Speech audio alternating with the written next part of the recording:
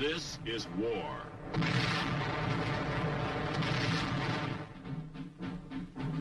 War and its masses.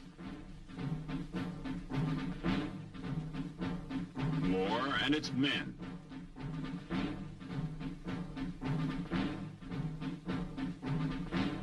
War and its machines.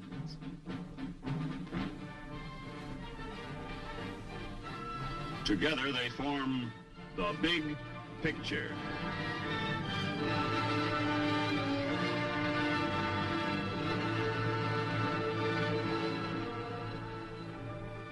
Welcome to the Big Picture. I'm Captain Carl Zimmerman. The Big Picture is a report to you from your Army, an Army committed by you, the people of the United States, to stop communist aggression wherever it may strike. The Big Picture traces the course of events in the Korean campaign through first-hand reports of our combat veterans and through film taken by combat cameramen of the Army Signal Corps. These are the men who daily record on film the big picture as it happens, where it happens. Today, the Big Picture brings into focus our troops below the 38th parallel, forced out of North Korea by the Chinese Reds, but making that enemy pay dearly for every inch of ground gained. You'll see the destruction of the ports of Hungnam and Incheon, the withdrawal across the Han River, airstrikes by our F-86 Sabre jets. You'll hear from two men who were there, Corporal Jim Jankowski and Corporal Tom Miller, who served with the Army Infantry in Korea. And now, let's go back to December 20th, 1950.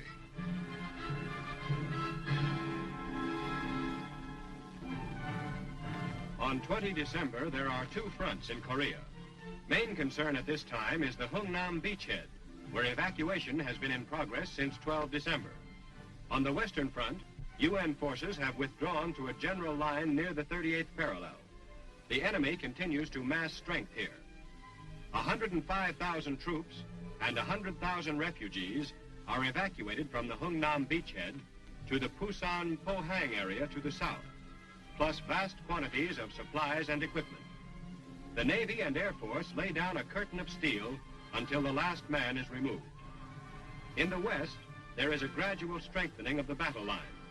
As General Matthew B. Ridgway becomes the new commander in the field, the Chinese are preparing for an all-out attack on Seoul. It comes on New Year's Day. The Allies abandoned Seoul on 4 January. With the entire UN line pulling back, the Chinese suffer 10-to-1 casualties, but continue to push south with overwhelming odds. The Navy evacuates thousands at Incheon. On 9 January, the railroad center of Wonju falls. By this time, UN forces have withdrawn 60 miles south of the parallel. Here, a relatively stable situation is set up, although no definite line is drawn. From the 9th to the 20th of January, there are few gains by either side. The city of Wonju exchanges hands several times in bitter local engagements. Air action continues to harass Red concentrations. Both sides have paused to mass strength for the crucial battles impending.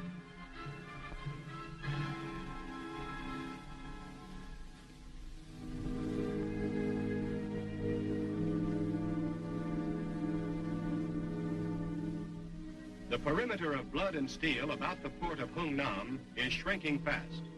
Hard-pressed by an invading Chinese Communist army that swarms forward with reckless disregard for its casualties, the last of the United Nations troops carry out their orderly withdrawal from military positions that are no longer tenable.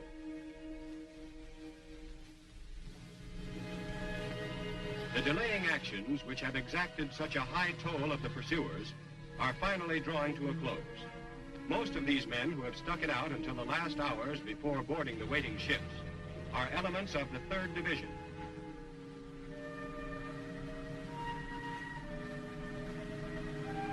Troops evacuated are being shipped to Pohang and Busan.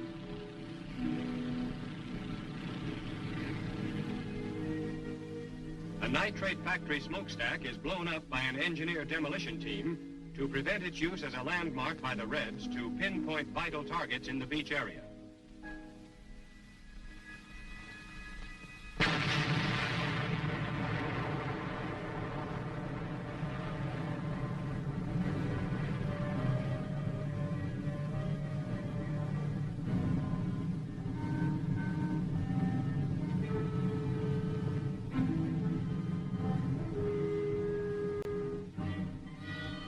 artillery holds back an enemy which will finally be allowed to take possession of the heap of rubble for which it is paid so dearly.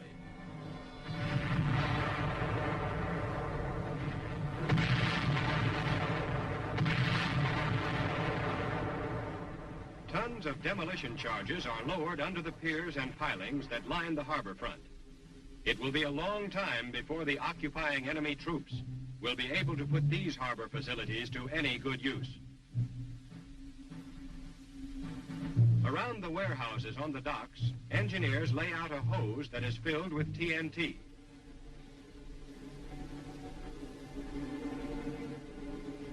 Many lengths of the explosive hose are coupled together and laid close to the foundations of the buildings. In the UN's new scorched earth tactics, few buildings are left in which the Chinese Reds will be able to hide from observation or air attack. Primer cord is attached to the hose and paid out to the last safe position at the water's edge. The last remaining troops board landing craft that are armed with machine guns. Detonation devices left in the abandoned city are ticking off their last seconds.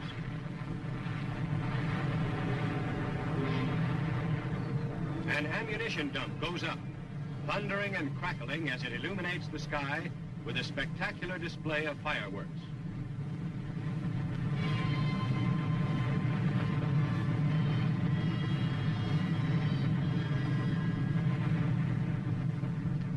The docks are destroyed.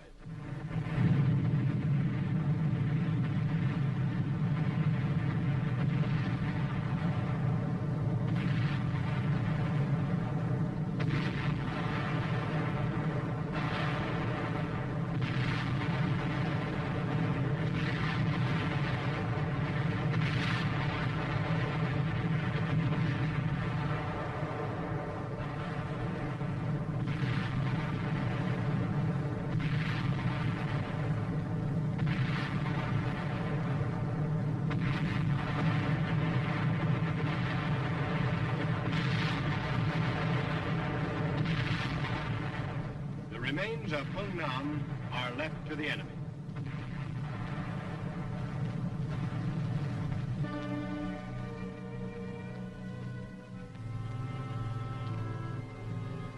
A few miles north of Seoul, other UN troops are also pulling back in the face of overwhelming Chinese military manpower.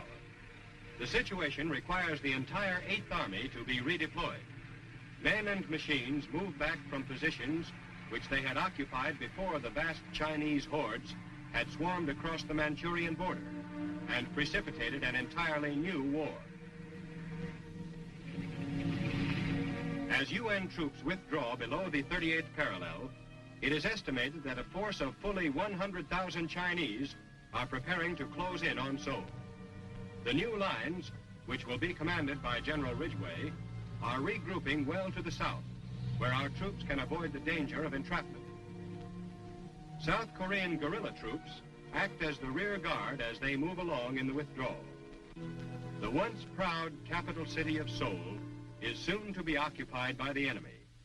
Its last remaining inhabitants are frightened, discouraged, and depressed during a Christmas season in which the words, "Peace on earth, goodwill toward men," become a mockery. The Far East Air Force Combat Cargo Command takes on a mission of mercy. At Kimpo Airfield near Incheon, a precious cargo is assembled for evacuation from battle-torn Korea. Nearly 1,000 Korean orphans and waifs of war are taken aboard C-54s for transfer to an island refuge off the South Korean coast. Aged 6 months to 11 years, these helpless victims of war were to have been settled at a model child welfare center in Seoul under the direction of Lieutenant Colonel R.L. Blaisdell, 5th Air Force chaplain. But with the fall of Seoul now imminent, they are hurried off by air to a sanctuary far from the scene of any future hostilities.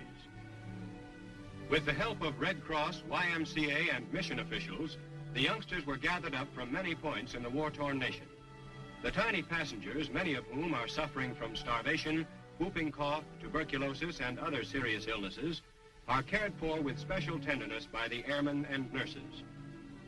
Last-minute evacuation by air is necessary because a Korean ship, which was to have removed the children from Incheon, failed to make its appearance.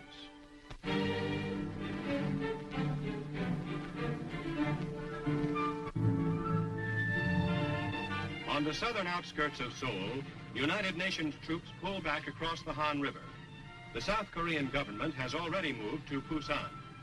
The carefully planned withdrawal from Seoul is orderly and without unnecessary haste, as British and American units fight delaying rearguard actions within the burning city to delay the oncoming Reds, who during the last few days have been attacking with fanatic disregard for their own high losses.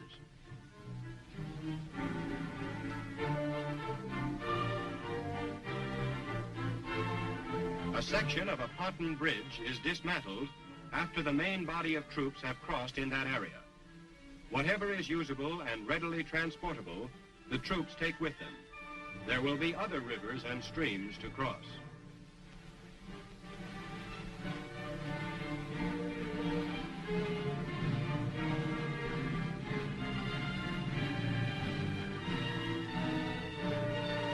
Demolition charges are prepared to blow up the portions of the bridge that are impractical to salvage. Explosives attached, the order is given to destroy the floating span.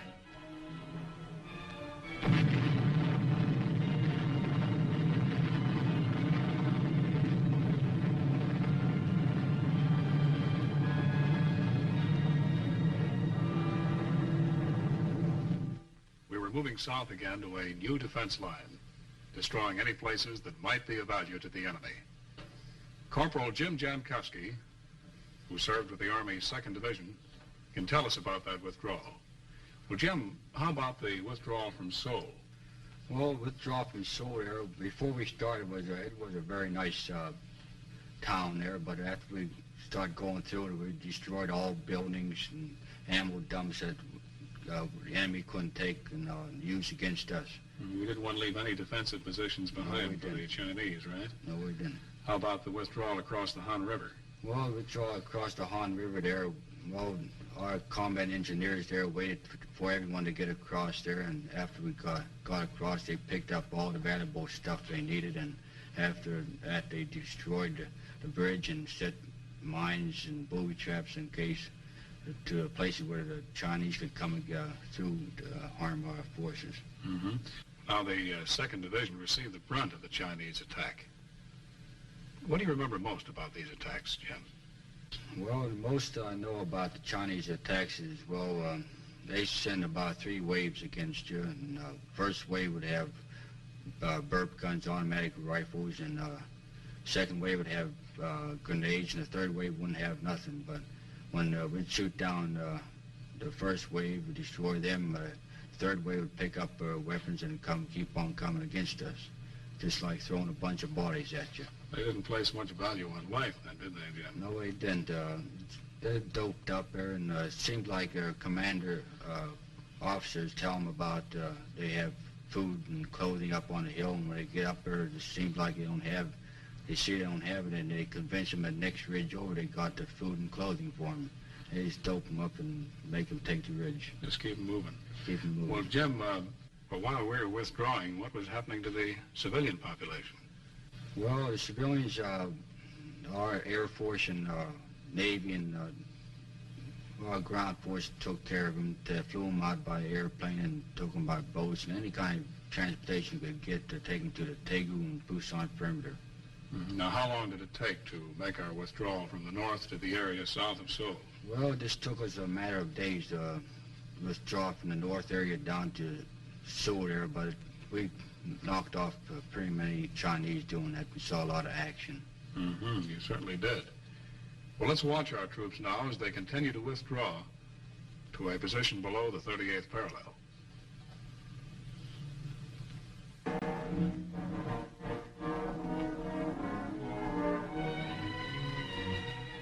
Incheon, the seaport for Seoul, is evacuated.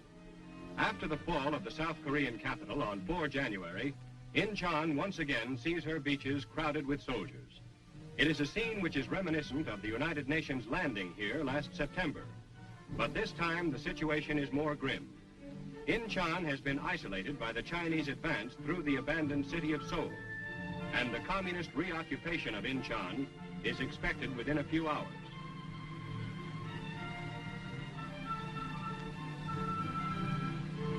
Chief difficulty in carrying out the embarkation here is the unusually high tides, which have a 30-foot rise and fall, limiting the place and time at which landing craft can safely come in.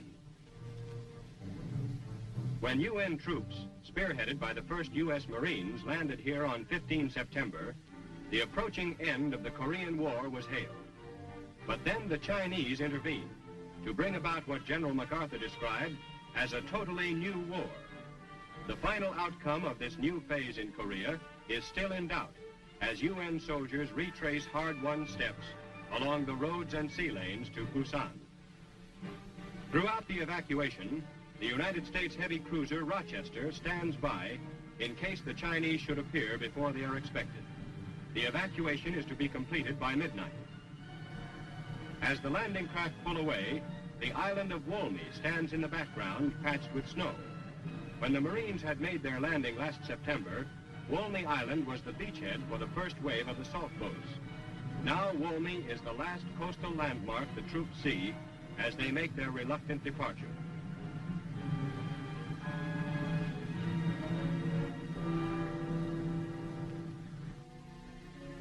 Thousands of civilian refugees from the same area jammed the railroad station at Incheon, patiently waiting their turn for any kind of transportation which offers a chance for escape from the oncoming Red Terror.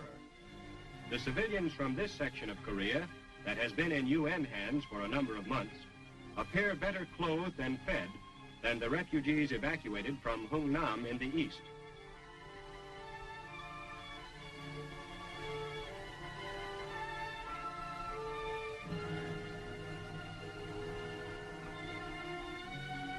The patient and enduring populace prayerfully waits for a chance to ride on something, anything that moves. Compared to walking day and night over the icy ground, a freight car is luxury travel. The harbor area is equally crowded with fleeing civilians. These refugees are the families of the factory workers or the families of dock workers.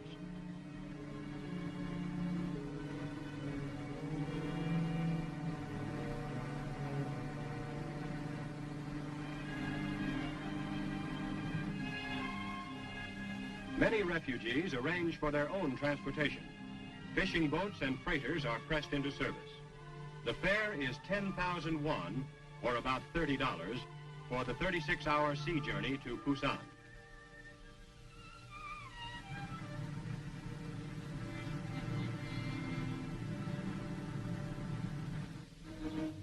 Darkness comes. At first, there are only a few fires visible. Then, Incheon is destroyed in the face of the advancing enemy.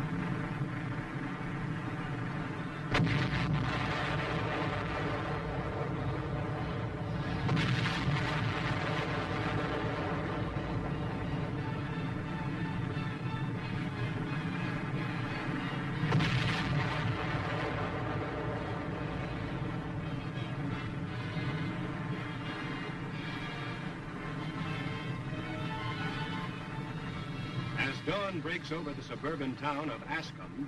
Debris burns in the deserted streets. This is the site of a former arsenal.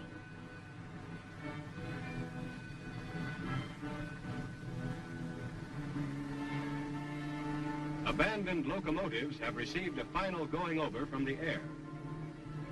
Kimpo Airfield, 12 miles inland, lies in smoking ruin.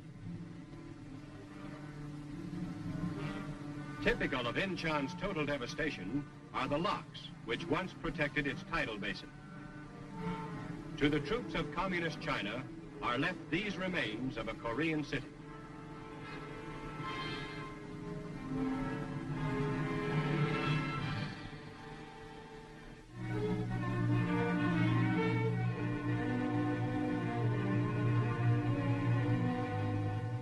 The great trek southward goes on by land as well as by sea.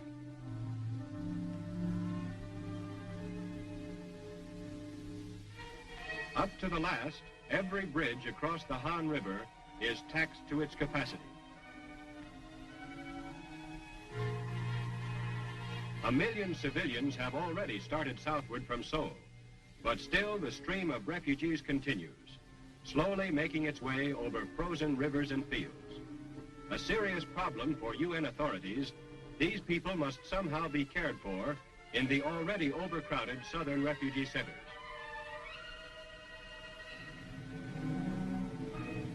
Farther south, near Suwon, British Commonwealth forces of the 29th British Brigade moved to new defense positions in the course of the general redeployment of all United Nations forces. Units of this brigade were among the last to leave the rubble that had once been Korea's capital. On its way back, the convoy passes the rusting skeleton of a Russian tank, one of those knocked out during last year's UN offensive. North of Suwon, U.S. forces, supported by tank units, prepare to dig in to fight further delaying actions in support of the redeployment. By holding the Chinese forces at bay from a series of selected defense positions, the 8th Army's withdrawal from above Seoul is successfully completed with extraordinary order and precision. About this time, the 1st Cavalry Division was withdrawing to the south below the 38th parallel, just west of Seoul. And with the 1st Cav, with the 5th Regiment, was Corporal Tom Miller. Well, Tom, are you pretty proud of this outfit, 1st Cavalry Division? Yes, I am. How long were you with them? 3 years. Saw occupation duty and... In Japan, we pulled occupation duty before we left for Korea, which was on the 18th of July. Mm-hmm. Tom, you were with the INR platoon, weren't you? Just what does an INR platoon do? Well, the missions of the 9R platoon is to go out and contact the enemy without getting in a fight them, find out their positions, their gun positions, and how strong they are in manpower, and what type of weapons they use, and get it back to headquarters so that they can take it and break it down, base their attack on our information. Could you give us an example of how you operated? Well, since there's one patrol we went out on, we crossed through the lines, and we were receiving some information from a Korean woman. And she told us that there was 8 Korean soldiers sleeping up a draw with 1 automatic weapon. So we ventured up there to check on them, and we found out that there was 8 up there, but she didn't say nothing about the other 300 on the surrounding hills. Mm. So when we finally did fight our way out of there and get back to our lines, we was able to give the information to headquarters so that they could fix it up so our troops would not get caught in the same thing as we did. Right. Well, how about these Chinese, Tom? What do you think of them as fighters? Well, at first they had their professional soldier, which had been paid, and he fought for quite some time, so he knew how to fight. But now they've been grabbing anything they get their hands on from farms, and they're not well equipped and not well trained, and some of them gave up easy. But at first, some of them are fight pretty hard, and they fight till they're dead. This withdrawal of ours, south below the 38th parallel, what was it like, Tom? Well, it was played on a leapfrog basis, where one division would move back behind, say, 2 divisions and set up a rear guard action. Then the other 2 divisions would move behind them. And they kept that up. They just leap one division behind the other one, all the way back. And the one that stayed behind got it plenty rough, huh? Oh, yes, sir. Right. Well, now, how about the air support you got as you were withdrawing? Well, we had wonderful air support, especially with fighter planes, which slowed the enemy up from advancing on us too fast. They used a lot of napalm, Tom? Yes, they did. Napalm could cover a ridge and wood area very wonderfully, and whatever it hit, it would just burn up quickly. It would really dig them out, wouldn't it? Oh, yes. And it hit a tank, it just burned everything in it and the crew in the tank. Well, Tom, let's watch the Air Force now, as they make it pretty uncomfortable for the Chinese.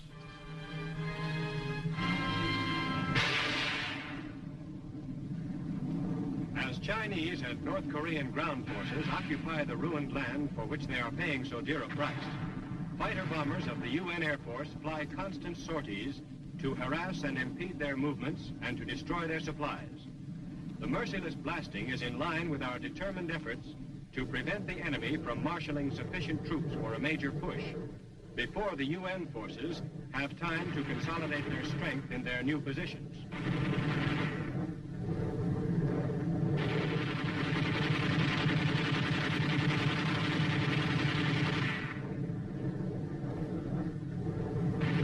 Enemy strength that was to have been pitted against the outnumbered UN troops disappears in flashes of flame and puffs of smoke. After identifying their targets, our planes swoop down like avenging shadows of death and destruction.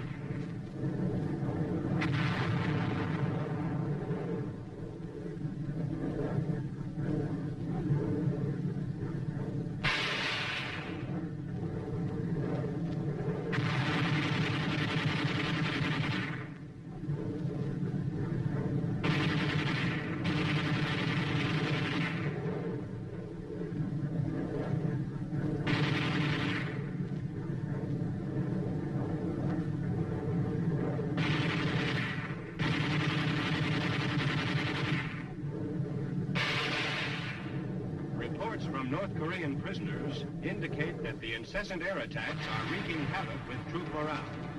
The enemy is kept off balance and prevented from holding the tactical initiative. Those were the events that comprised the big picture from December 20th, 1950 to January 20th, 1951. Our thanks to Corporal Jim Jankowski and Corporal Tom Miller for being with us. Next week, the big picture will show the United Nations forces moving north. You'll see the Army's 24th and 25th Infantry Divisions in the attack. And you'll hear from another combat veteran, an Army soldier who saw, as it happened, a part of the big picture. This is Captain Carl Zimmerman, inviting you to be with us then.